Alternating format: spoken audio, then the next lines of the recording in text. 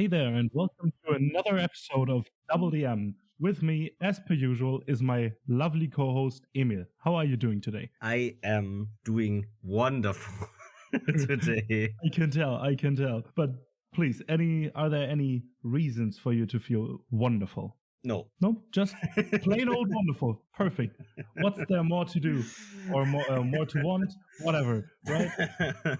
Just when you wake up and feel wonderful, aren't those the best types of mornings? Niels, it's 10 a.m. I didn't have much sleep, so you don't have to do it. I am doing great. It's been a good week. And it's promising to be an even better weekend. So I have a lot to look forward to, and I have a lot that I really enjoyed in my week so far. Hell yeah. Can't wait for tomorrow, though. It will be a blast. What is tomorrow? We record Titan's Call, the last stretch, and I can't wait. I really, really, really can't wait. We are recording the finale episodes of Titan's Call on Sunday, the day before this episode releases. So yeah, I can't wait to edit that and then release this, I think, 26, 27, 28 episode long journey to the world. It's been pretty amazing since the beginning and this. And yeah, I just don't want to talk about it too much. But the whole playing phase was a blast, at least for me. I hope the same goes for you, but it was or is still a lot of fun for me. Yeah, it definitely was a lot of fun. And I actually also can't wait to pick back up in season 2. However, that will be some time because some good things need time. Of course. So, anyway, we are here today to discuss starting your campaign, if you haven't guessed by the title and description of this episode. So what you will have today is, after our recap, us discussing a lot of things about session 1, how you can do a better session 1, how you can make them more engaging and interesting for your players, and how you can make sure that every player comes out of a session 1 with an enticing feeling to keep playing in this campaign. But for now, Niels, how was your week? My week was different. You could say it was, I'm still sick a bit, just coughing like crazy. But otherwise, it was pretty amazing because I had an amazing TTRPG session on Tuesday, the Titan's Call session, where we are playing the next one tomorrow. I can't wait. It was enticing, interesting, engaging, all the good stuff. Amazing. And then on Thursday, I had another amazing TTRPG session where we basically just role played for 4 hours straight and just got to know the city, went around there a bit. Nothing major happened, but it was still a lot of fun. But other than that, no assholes at work, or no big assholes at work. So that's a big plus, especially in these times. I hope the less asshole streak continues today. So I hope for that because, as we near Christmas or the Christmas period, it will be a battlefield in retail as per usual, as is every year. So the concentration of assholes usually spikes around this time. So I'm glad for any non-asshole customer I have. And usually in the last week before Christmas, they are basically only assholes except for 1 or 2 per day. So let's hope this year is different. Yeah. Sure it will be, right? I mean, we talked about this before on the show, but really, just don't be asshole to the people that basically provide you with what you want. Yeah. They could easily say, fuck you, no, we don't. Yeah. And then you have a problem. Exactly. But it's just in general, don't be an asshole and you're good. That's all there is to it. Yeah. I mean, I often buy Christmas presents at a store that's called Vom Fass in Germany, or here in Berlin, which is basically a store where you can buy a lot of different liquids.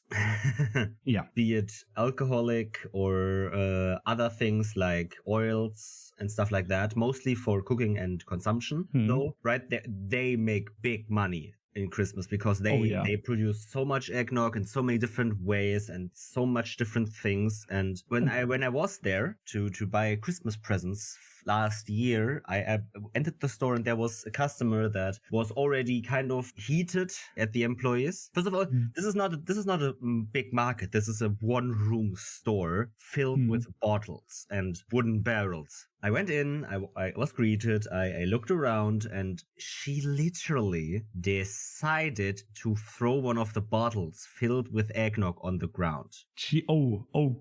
Damn, okay. Okay. Obviously, most people here will not know what that means, but these bottles aren't just glass bottles. They are works of art, these bottles that they have.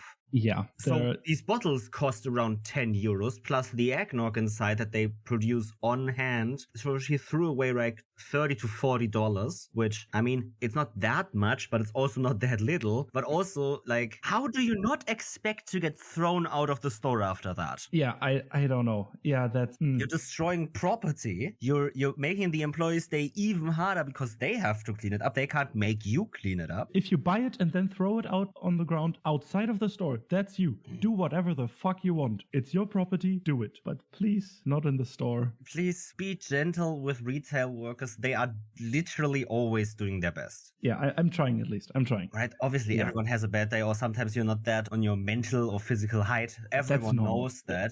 Yeah. Anything other TTRPG related for you happening or happened? Happened? No. Just on Sunday after Titan's Call, we have a session -1, you could say. Or that's what the GM called it. So yeah. I'm looking forward to whatever this entails. But other than that, nothing spectacular, nothing at all. Really. How was your week? What happened? TTRPG related, nothing else, because our Thursday group is taking a bit off because vacation times and stuff like that. Next week's Tuesday is gonna bring around another Tyranny of Dragons session that I'm prepping for, because I have to prep a lot of different political delegates for the Council of Waterdeep, because every single faction that I decided wants to be part of this, the Lord's Alliance, the Emerald Enclave, the Harpers, the Order of the Gauntlet, the whatever else, and they have so many different people, and each delegate in the council has their one advisor in the council, and they each also have at least 1 to 4 extra delegates that they have taken with them, right? It's a complete delegation. It's the leader of the delegation, the advisor of this leader, and then a number of other people that could also be involved in the politics. Because these political leaders aren't dumb. They use this time where they are brought together to obviously also talk about other things than the cult. Obviously, yeah. Trade routes, alliances, to handle disputes, to whatever else, to arrange marriages, whatever. And it's a lot to prep a lot of different NPCs. oh yeah. It's a lot. It can be a lot of work. I can imagine. It's not that much of writing work, because I only have their name, their titles, and the reason why they are there. And then for each, because, right, the Council of Waterdeep is to be decided if these different factions work together against the cult in the final battle. Basically is the heroes, my party are the ones that should convince them all. So I made this, okay, these factions will fight against the cult whatsoever. They have to. They know that. The question is just, are they doing it under one banner, basically you, or are they not? Right? Do the dwarves really want to fight beside you, or are they trying to get their own battles in? Are they trying to fortify their stronghold in the mountains to just live out the days of the dragons or something? Yeah. Could be happening. They will work against the cult, sure, but they won't help the party, which is the important part of this adventure. And I gave every NPC, right, also basically a scale of how much they do like the PCs, because the PCs are the ones that are supposed to convince them to work together. If they hate the PCs, why would they listen to them? Yeah. And yeah, that's what I also gave them. And then I gave everyone an ideal and something they condemn. So if the party is very focused on tradition, to uphold traditions and whatever else, right? Someone with the ideal of tradition will say, okay, yeah, I like you. If someone has the condemning of risk-taking and the party goes out without much preparation, they will get a point deducted from that scale and stuff like that. Yeah. And at the end, this scale will kind of influence on the scoreboard of the Council of Waterdeep, maybe 1 or 2 points, depending on how bad they are or how good they are with this NPC. Right? I plan that most of these factions will work with the players, because that's just the most fun for the game. And also from the base game, it's nearly impossible to not get some of these factions. It's just outright impossible. But I will see. I will look at how my players do it, and I hope that at least the Harpers and the Order of the Gauntlet are working with them, and then we will see who of the Lord's Alliance and stuff else will work with them. But I assume that there will be a big battle at the end. It's just now, how will that battle look? That's what gets decided in this council. All right. And I'm very happy for that. And besides that, I didn't have anything else happen in my week. Okay. Or have in the next week happening as well. Oh, no, well, yeah. No, TTRPG sessions get moved around a lot when you come nearer Christmas time. Mm-hmm. So my session that was supposed to happen next week, Sunday, is already moved to the week after that on Sunday. So I'm hoping that works, because if that doesn't work, we will not play till February again, I think. Oh, damn. Okay. Yeah, I root for that, because just playing once again before the holidays and for a longer break feels just right. Yeah, let's say that it does. Yeah. So I have nothing else to talk about. Me neither. So why not jump into our episode 95, where we will talk about starting your campaign, and how especially you can make a more engaging campaign start that will lead to an enticing campaign, engaged players, and an interesting narrative you want to tell.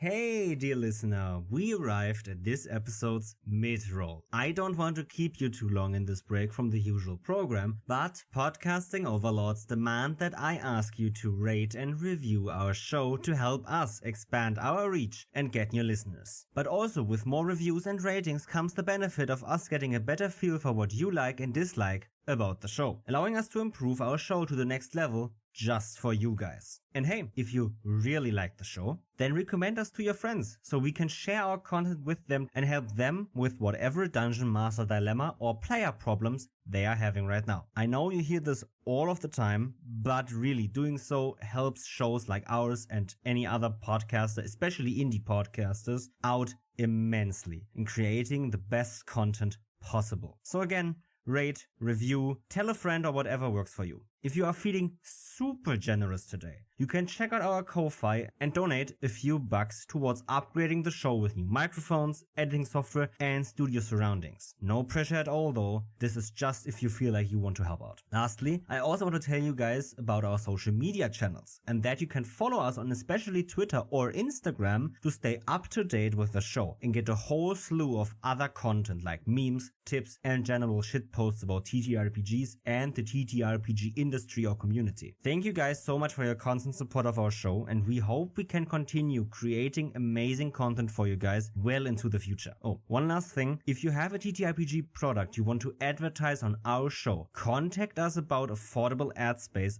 on DoubleDM episodes, and we also have promo swap spaces available for other podcasters and shows. And with that, I have an advertisement for you, and after that, it's right back to the show.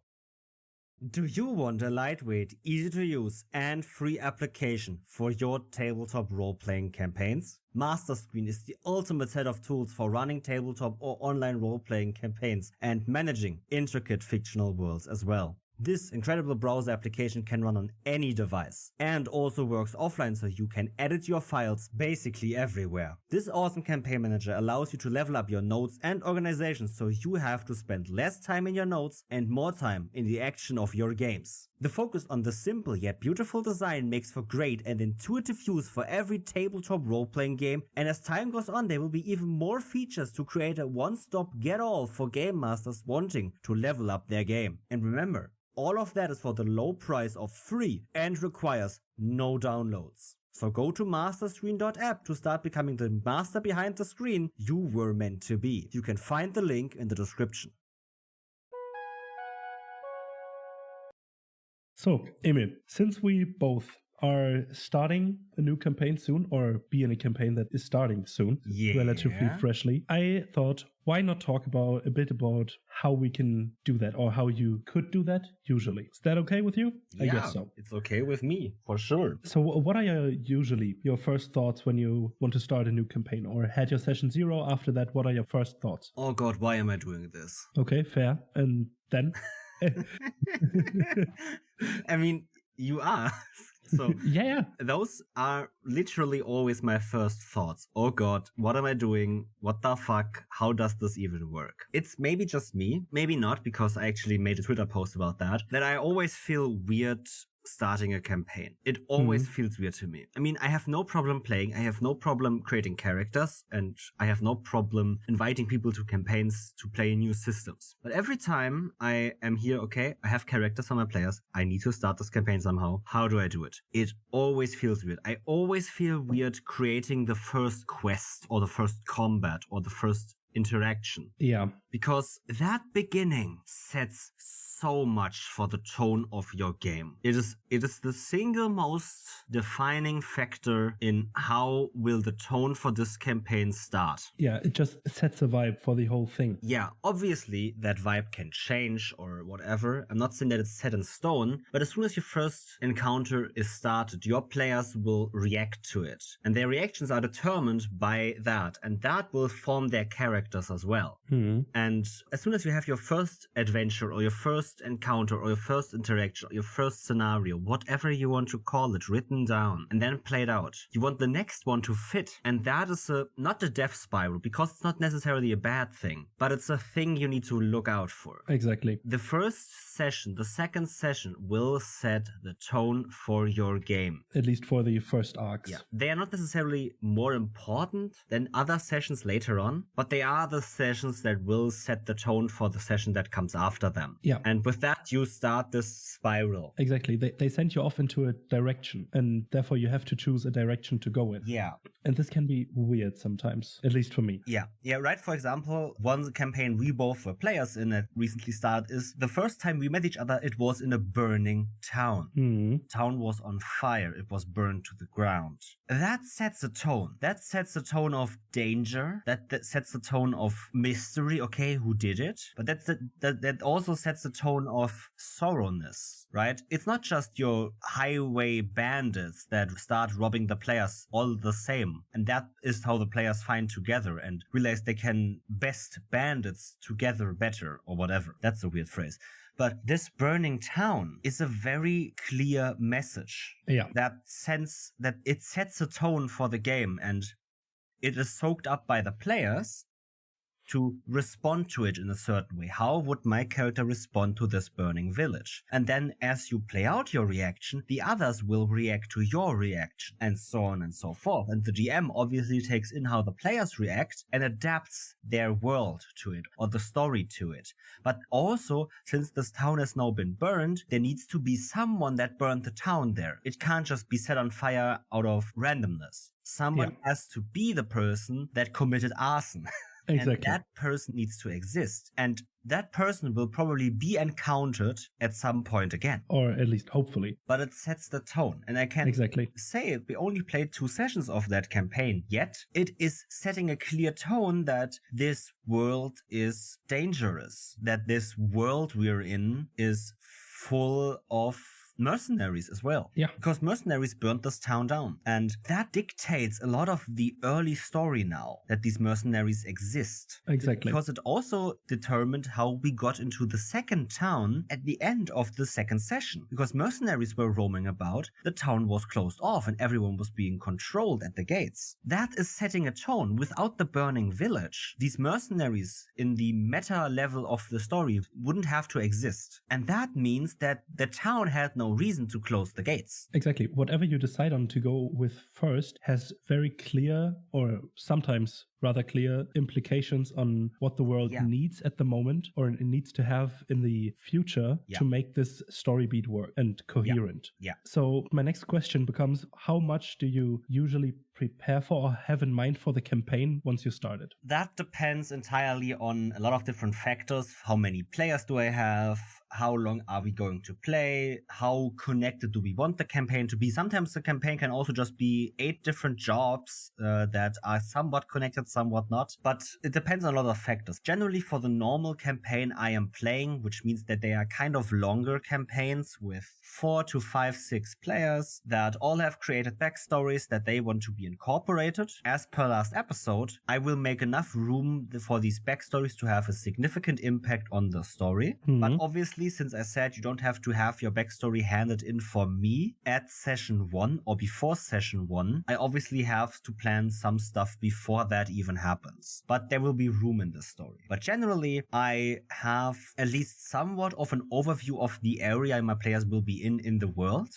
I will not just prep the starting town and say it's a swamp town and that means there's swamp around. I will also probably have a reason why the swamp exists, because swamps only form at specific areas with very specific geophysical features. Yeah. And those will obviously be looked at. So there will be a lot of rivers nearby next to this swamp that will even allow for a swamp to form. Maybe there's an ocean close or a big lake or whatever else. But there's a lot of bodies of water in the area. And I will have not just the starting town, but at least know, okay, this is a starting town and it has a big road that leads through it. So at that road, there will probably be towns or villages every day's worth of travel. Yeah. You will, if you have a big road, if it's a paved road, I can say that as a world building tip, there will probably be at every day's worth of travel, there will be a tavern, because that makes money. A well-traveled road is a paved road, or a road that is paved has to have a reason why it's paved. That means that there are probably a lot of travelers. A lot of travelers means a lot of money for taverns. So at every point where you could place a tavern, you would place a tavern as long as it makes money. That's what you would do. So if I say the starting town has a good paved road, I know that there will be towns, villages, or maybe just inns, roadside inns, at every day's worth of travel. I also know that. I might not know how they look or what they are, but I know they exist. Yeah. That is important because maybe my players will go on a quest in the swamp and then come back and then travel north to one of these roadside inns. And boom, that roadside inn, if they can do that, would be a perfect point to end the first session as well. So I know enough of the area where my players are in to create a good ending for session 1. I think that's actually what I also know for the session. Yeah. But that is just the world around them. I obviously know a lot more going further out than session 1 for me. I also have somewhat of an idea of especially the first plot arc. Most of my campaigns work very much on different arcs. For example, my current Phantoms of Chaos campaign is in arc 2 or arc 3. You could say we had one arc that was the bandit arc where my players had to fight a lot of bandits that kind of banded together to create this bigger force of military that actually could oppose the army of the country they were in right now. They then switched off to go after some weird ancient cultures, temples, and the dangers that come from those. And also now arc 3 starts. We don't know yet how much arc 3 is, but these are the 2 arcs that we already had. And I always knew when we started that arc, kinda what I want to do with that arc. It doesn't have to be clear, boiled down plot points. It can be concepts. It can be ideas. It can be weird, amorphous effects I want to do with this. Yeah. When I start something, I usually try to keep in mind of a rough idea where this whole thing is going, at least in an arc kind of structure, where I have the starting point and a rough idea where the finish could be, and then adjust it depending on what my players do during that campaign, obviously. But yeah, just a rough idea where it's going, because once you set the tone, you have a direction to go in. And I think you should know what lies within this or in this direction, at least roughly. Because yeah, players can take different paths and still go into the rough same direction. They might, when the way splits, like completely oversimplified now, but if you have option A and B, one goes left, one goes right, it doesn't necessarily have to be 180 degrees opposite each other, those ways. They can still go roughly north, but one is more northwest, one is more northeast. They still go roughly north, so you need to know what's in the north, basically. Yeah, I definitely agree, right? The decision between 2 different sides can still lead into the same direction, but have a different outcome. Exactly. It has still an impact, right? The thing is that for me, for example, I don't necessarily know an ending point for the arc or for the story. I have some ideas maybe, but I don't know yet, for example, okay, they will, they will fight in this castle against this dude or something. If I have an arc, if I have a story, I also have an antagonist, a villain for that story. And while I might not necessarily know exactly who the villain for the story is yet, I have ideas. Because oftentimes an arc or a story starts with the players reacting to this villain's plans or the repercussion of those plans. For example, the bandit arc, which is now completed, so I can just spoiler everything I had. I had a bandit king, a person that basically was king of the bandits and wanted to, in quotation marks, free the lands of any rule by anyone. He wanted full anarchy, full of the rule of the queen, of the army, and everyone. It was supposed to be a free man's land. That was his plan. And the plan was to use bandits to make roads unsafe. That was the first stage of his plan. And that was the first session. My players had to fight bandits who attacked a caravan and took their stuff. My players fought those bandits, disposed of them, captured some, killed some others, made others flee, but they found a note that basically told these bandits what to do. Bring these wares to this point. And that was the plan. That was influenced by this bandit leader's plan. Without this bandit leader, these bandits wouldn't have had that note. They would have just randomly attacked a caravan on the streets, which is also a way to start your campaign. But you cannot later on obviously add this note to these bandits because they have been disposed of already. But I knew that these bandits were part of a bigger organization, of a bigger plot, so I could lay hints to that bigger plot. They didn't mean much to my players yet. Obviously not. Because it was just one group of bandits that had some weird note. There is not necessarily any suspicion to go around that there's a bigger plot that wants to overthrow the government. Exactly. But there was some direction with that note, because the plan from this villain already stood. They had their plan. They wanted to execute it, and their players were met with the repercussions and part of that plan, especially one part of phase 1, and got entangled with that plan. And that was the arc. The arc would have been then going to fight more bandits, understand that these bandits somewhat are organized, are more organized than you would think, that they are also taking hostages for money, that they are actually capturing people to bring back to some sort of base camp where they hide them and as slaves or as ransom for money. They then also in phase 2, for example, of our arc, they found a big camp, a real big base camp of around 100 bandits, or not even just bandits, but mercenaries also. That is also all going back to that plot that I had somewhat an idea for in session 1 or before session 1 already. Obviously, I didn't know about this base camp or this military camp yet, but I knew about the larger plot in some way, shape, or form that both were playing a part in. The bandits in session 1 and this military camp. And that is what I really have. I have some idea of a villain or an antagonist and their plan. That might still change depending on what players do, obviously, and what they focus on. Not just because the villain reacts, but just because I react to my players' decisions. But there is an idea. And that idea allows me to seed hints already early on, as in session 1, to a larger plot. Exactly. And this is something that I really love to do when I'm starting a campaign. Because I usually think of a villain, antagonist, or whatever you want to call that, of that arc really early on. Not as concrete as possible, but rather, like you said, as a rough concept, and then refine it as we go on. But as soon as I have the concept, I can lay hints, and I really love doing that, because at first they don't mean anything to anyone. But the more they know, the more they learn, the more the villain is refined, the more they stick together and create an amazing story branch that the characters chose themselves. They found the hints, they didn't mean anything. They learned from different sources, different shit, and then pieced together the hints that I laid out from the beginning from that rough concept, and then band it together over those hints. And this is something that when you have your antagonist, an idea of your antagonist, it's something that you can and probably should do. I really love that kind of thing. You obviously should play like you want to play. It's a tip from me that helped my games be better. I feel like there are a lot of advantages to having some sort of driving force that is not the players driving your story forward as soon as possible. Exactly. Right? It doesn't have to be concrete, set in stone stat block for an NPC or something, or a villain. But I mean, I have a bandit king and he has an idea, revolution. It can be as simple as that. That was all I had in session 1 or before session 1. I have a king, or someone that calls himself king, in a country that is ruled by a queen. So he cannot be the ruler of this country. And his idea is revolution. He wants to have a revolution in this country. He wants to change something. And then I said, okay, I have this antagonist that regales himself as king, as ruler, and wants revolution. What can I do with that? Well, a king or a ruler needs henchmen. So I need to give him pawns in his game. Okay, what pawns can I take? And then I looked at the monster manual and said, well, bandits are a great first session encounter.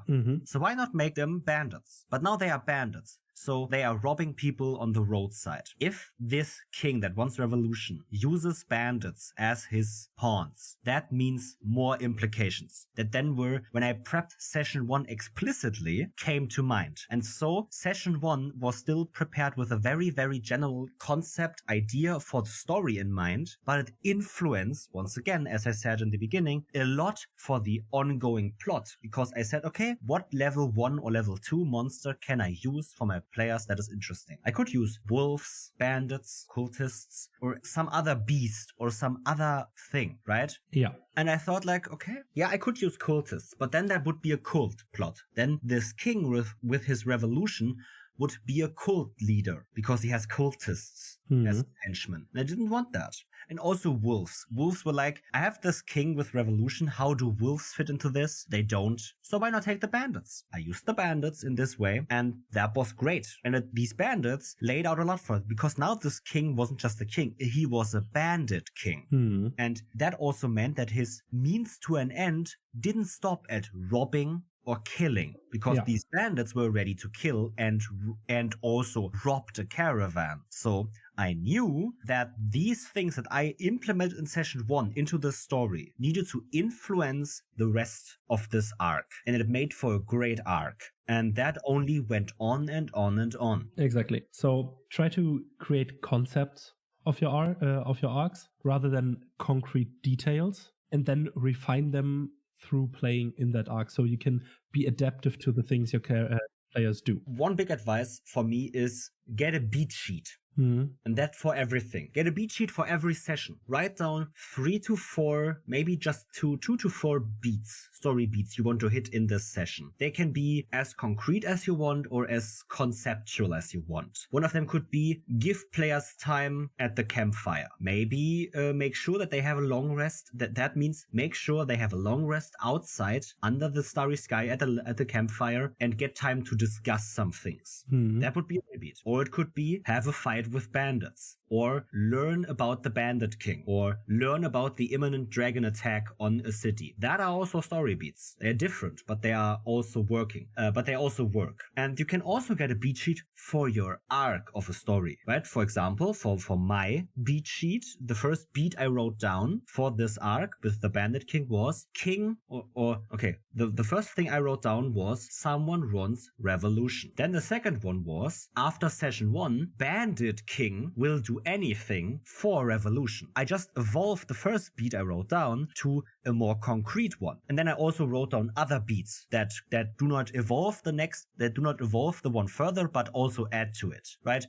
Bandits also have magic users, for example, was one of the beats. Because normally bandits do not have magic in the book, in the stat block, but I wanted to make these bandits a little bit more cool, and one of my players said he wants to fight magic users, so I said, okay, some of these bandits have magic users with them. Magic users also are on this side, or something like that. And that evolved the story forward. And these beat sheets are very good because you can look at them every time you prep a session and just stick to these beats you have written down, or evolve them, or change them, or challenge them in some way or another. But if you keep to these beats you have, you will create a very great story because it feels coherent since session 1. Exactly. And that's what you want. You don't want session 1 to feel very different from session 2 and 3, because it will feel like a gap has happened. And players will notice that. They will not say it because obviously we're here to play a game for fun and they still had fun, but they will still notice it. It will show in their roleplay or in their way they engage with the story and the world around them. Now, it doesn't have to be bad.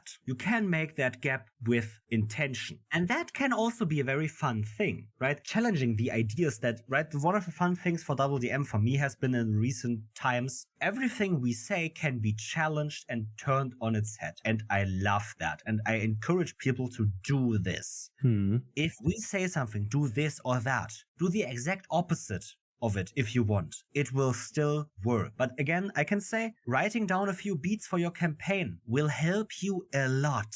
You don't have to do it. You don't. I did it before without and it worked great. But writing this shit down helped me a lot of aligning stuff, because earlier my campaigns were very bloated with all kinds of stuff. I wanted to do everything in one campaign. That can be done. But I can tell you a story that is coherent and precise is often way cooler than the bloated story where you do everything. Yeah. Since we started this podcast, the campaign I started, I exactly did what you just described. I've written down a rough idea, a rough concept, and then story beats not for every session, but for every, you could say, chapter within the arc, and then build upon them. So I can take them, put them in the session, and then depending on what happens through that story beat, add to that. And maybe even something that doesn't seem to fit, but then later on make that fit through the decisions of my players and what I do with them, how I adapt to them. To say the least, my story idea lends itself really well to Steel Breaks, because it's a story about a bored collective of fate gods. They can do whatever the fuck they want. But that's exactly the thing you just described, with intentional steel breaks being beneficial to the story, or could be beneficial to the story in the end.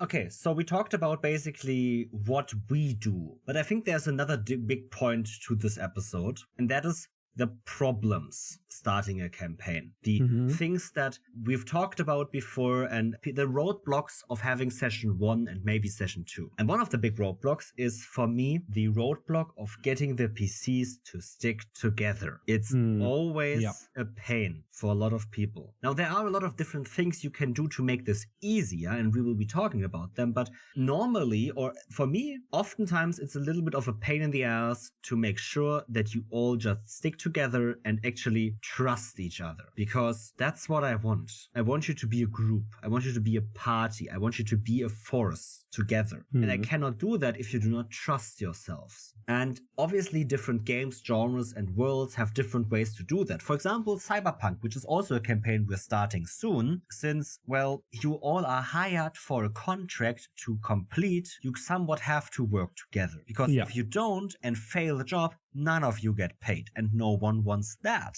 So that game kind of forces you to somewhat work together so you all get paid, which is what your character wants. That is great. Another great thing is, for example, for me, Vampire: The Masquerade.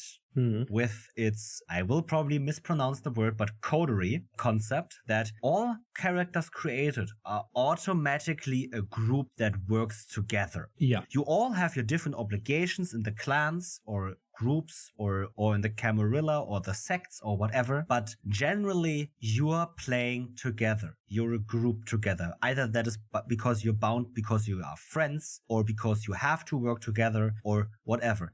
But you are a group, and it serves everyone's best interest to automatically work for that group. And that is great. It eliminates this fact of party betrayal, more or less, and also helps in making sure that that awkwardness of roleplay in the first session of, why should I work with these other people? They do not align with my values and virtues. Why should I? Why should the paladin work with the rogue that steals if they have a virtue that says no stealing? Exactly. Why should they work together? I mean, it's a joke we always make. Everyone made that joke in their TTRPG or in their D&D career, that the paladin is against stealing and the rogue is stealing and blah, blah, blah, blah, fun interactions. Yeah, but if that happens in session 1, why should they work together? Exactly. This is the classic flaw of the you start in a tavern thing, or it could be. Or of the concept that this start conveys. Exactly. This, you have to get to know each other. This phase can be really fun. Yeah. But it can also be very disruptive. Yeah. Because if you don't know anything about each other, why would you go on a random mission that you weren't assigned from a higher up as a group? If you weren't a group already, or someone didn't just hire random people because they just needed someone or some people, and they seem to hire you as a group, why would you work together?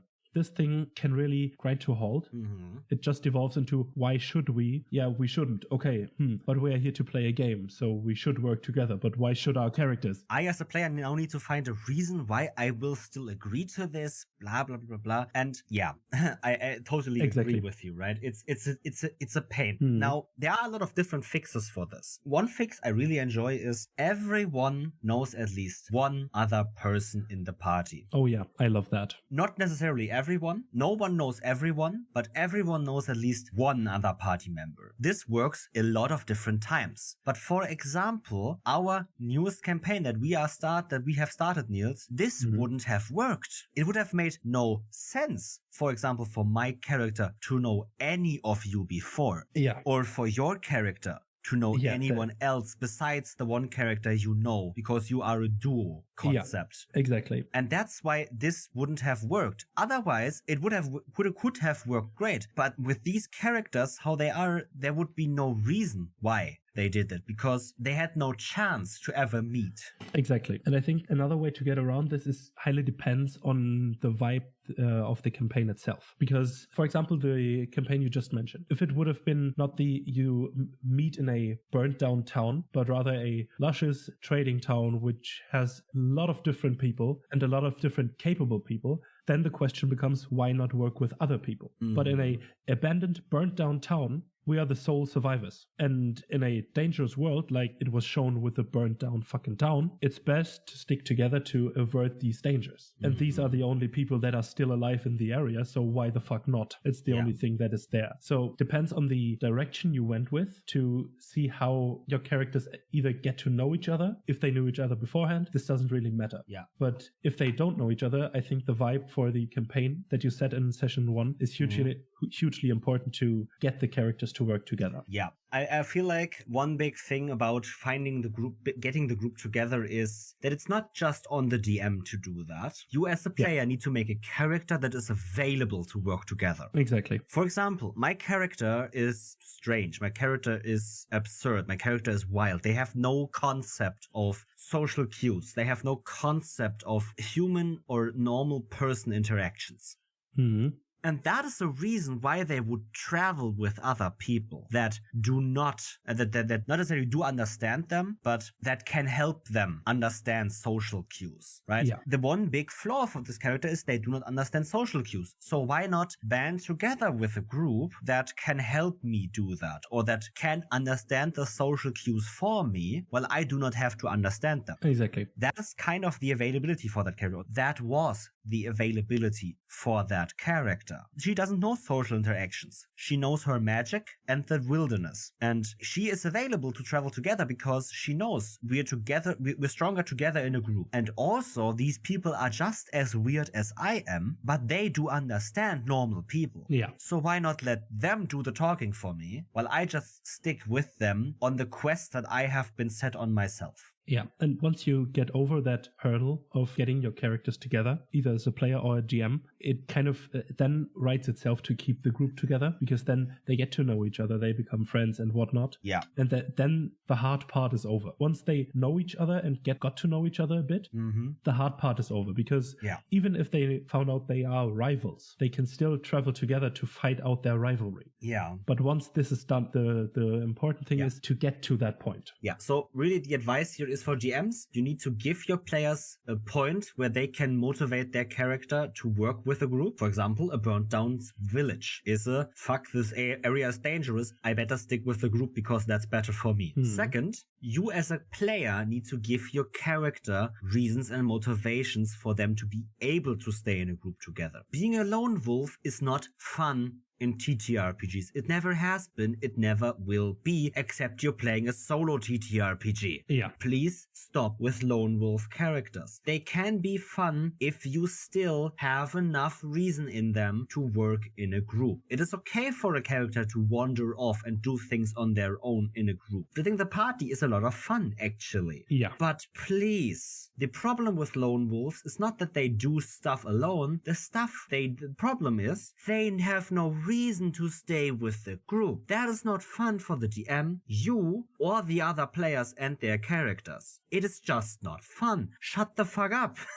Exactly. But okay, yeah, so really, you as a DM need to give a point of motivation, and your players, and you as players, you need to have motivation in your characters to stay together and that is why I think before session 1, you should at least somewhat discuss how the group should stay together. Yeah. For example, in Cyberpunk, it is money. It is purely money. You're all hired for the same contract because of your skills. You all want the same money, so you work together to get that money. Exactly. That's a simple motivator at first, but it helps kickstart everything. And session 1 is really about kickstarting everything in the campaign. But you want to kickstart it right, because if you kickstart it wrong, you can feel a lot of disparities in your ongoing campaign, and you do not want these. But trust me, you need to kickstart it, and that is important. And these kickstarts can be done if you have a motivator. So talk about it in session 0 or before session 1 about how to make sure that the group stays together. And now comes a fun thing about staying together and this thing. After you know your group will stay together, even if you take the motivator away. For example, in Cyberpunk, the money. This group is now banded together through different means. They were all betrayed.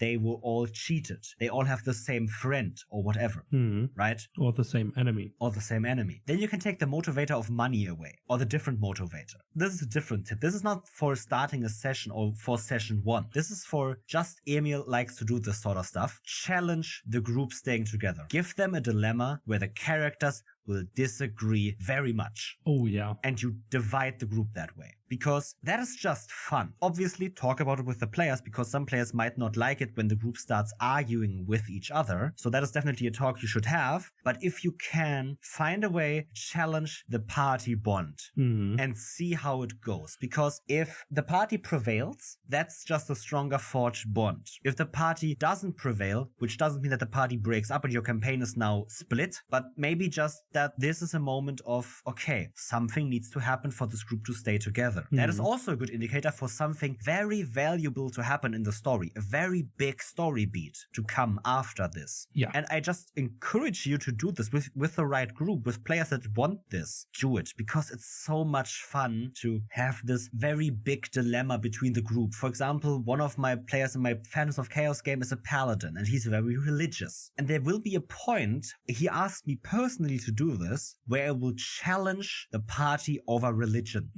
And he will side with religion, and the others might not. That is a big divide. Oh, yeah. And that only works because their bond has been forged from the get-go of this campaign. I kickstarted this with them, I gave them a good reason to stay together, and they took that reason, then I took the reason away, and they stayed together because now they are friends. Now they have a bond together. They know they can work together well. They can all achieve their own goals with each other. Yeah. That is important, but you need to get to that point. And for that, you need some simple motivator. It can be very simple, can be very intricate, but you need one. Exactly. Kickstarting the campaign. Yeah, that really was something that completely that I missed in my analysis of the topic, you could say. Because, yeah, it not only sets the tone, it keeps the party together or don't. And yeah, kickstarting the campaign to make a good impression. It's first impressions matter. You can think of every campaign as a huge board of switches, levers, wheels, and everything else. Basically, a whole board of different mechanisms. In session 1, or in the beginning of a campaign, every mechanism on that board needs to start working. Some of them might not have an impact on the session you're currently playing. But for example, there needs to be a lever for a villain or a turn for a villain on this board. There needs some place for the villain. And that thing needs to be rolling at least in some way, shape, or form since session 1. Yeah. And everything on this board, everything you can think about in your campaign needs to somewhat start working in session 1. That sounds like a lot, but trust me, most of you that are listening out here and have started a campaign ever have done this, and it wasn't that much work. Yeah. A lot of these things start turning on themselves. You don't need to do a lot, because even if you don't have an idea for a villain in session 1, your session 1 that leads to session 2, that leads to session 3, that leads to session 4, 5, 6, 7, 8, 9, 10, blah, blah, blah, blah, blah. That journey it took to get to that point, that concepts you can draw out of it, the story beats that you can draw out of it, have all been the secret running juice of your storyboard that has been turning the villain wheels already. Mhm. And then you already have your villain. You just didn't know yet. Exactly. It all comes together through play. And Yeah. you had a rough concept of what you wanted to do in the first place since you started a campaign. Yeah. Because if you don't know what you want to do, you don't know what to do in the first session or at all. Yeah. So you need to have something, even if it's just one quest that you have prepared. Mm-hmm. You still know what you want to do within that quest. Yeah. And then it just keeps on adding onto the pile that you prepare or had in mind and all of the concepts. And from that, the implications of those first sessions then meld themselves through play into the villain concept or antagonist concept or whatever you want to have at the end or whatever it evolves to be at the end. Yeah. Just through organic play, just by doing what you want to do. Yeah. One fun thing that I want to quickly throw out there, because we're currently on that topic, is the very fun thing of naming your campaign. It sounds dumb. You don't need a name for your campaign, right? You can just say, well, we're playing D&D, blah, blah, blah, blah. A name can lead to a lot of concepts, can lead to a lot of different ideas. I can tell you that all of my campaigns have a name for a reason. And that name is already kind of a spoiler for what's going to happen. For example, our Cyberpunk campaign is called Paint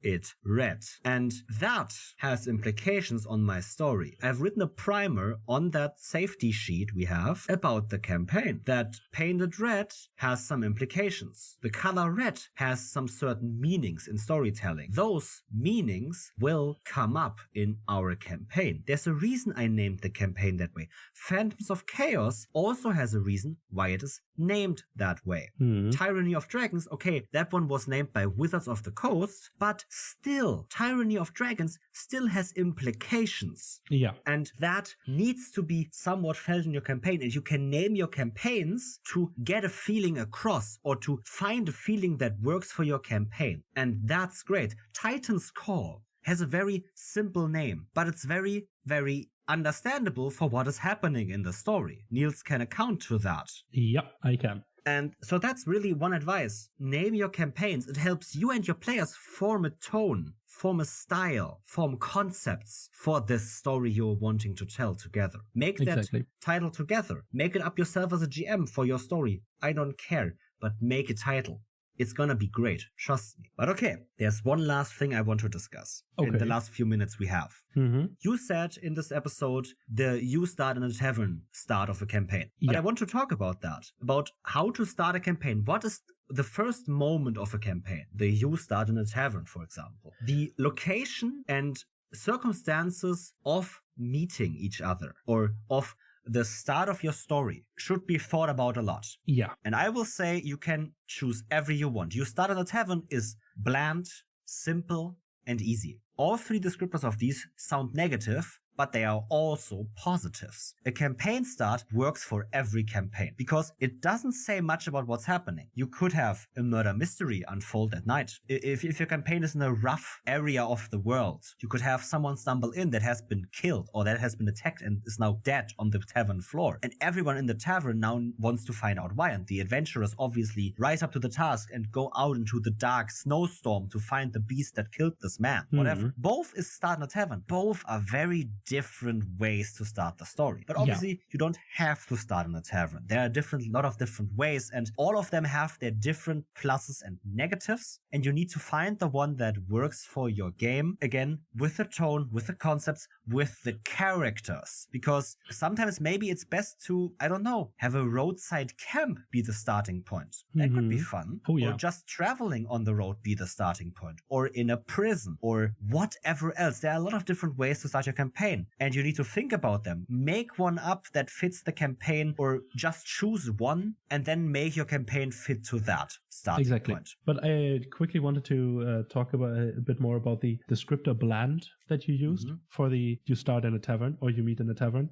Don't shy away from that because it has a negative connotation, yes, but it also means, it is bland, but it's moldable. You can form it to the thing you want it to be. It is a baseline where you can then add or subtract different parts of that you want to be there or don't want to be there. So it's a baseline descriptor that encourages to create the things out of it that you like. Yeah, the tavern can be a lot of different things. Again, the adventure that happens outside the tavern could be a lot of different things, but you all start in a tavern still works. And now comes my last point for this. My last advice is, as a DM, you have thought about your concept, your villains, your everything, your start. You have a lot of different thoughts. You have your session 1 prepped. I hope, and I advise you to, if you haven't, watch out for the characters. Session 1 is the most crucial session in them showing their abilities to each other. Right? Every session is obviously one where they should shine. But in session 1, you really have to make sure that everyone gets a point to shine. That everyone gets to feel like they engaged with the story meaningfully. Because I have no problem in a long campaign where I have a session where my character doesn't do much. It happens. There's another session where another character doesn't do much. It happens. But in session 1, I still don't know my character that well. Give me a chance to play them. Yeah. Give me a chance to engage with the game, with the character sheet. Give me a chance to highlight my character, to find my character. That is really important in the first few sessions. Give points where the players can roleplay, where the players can engage with abilities meaningfully, where they have combat, where they have different challenges, and just make sure that everyone kind of gets a point to shine. Obviously, you don't have to necessarily pick certain abilities from players that you want to highlight, but just present a lot of challenges that give players opportunities to shine. Exactly. Give them opportunities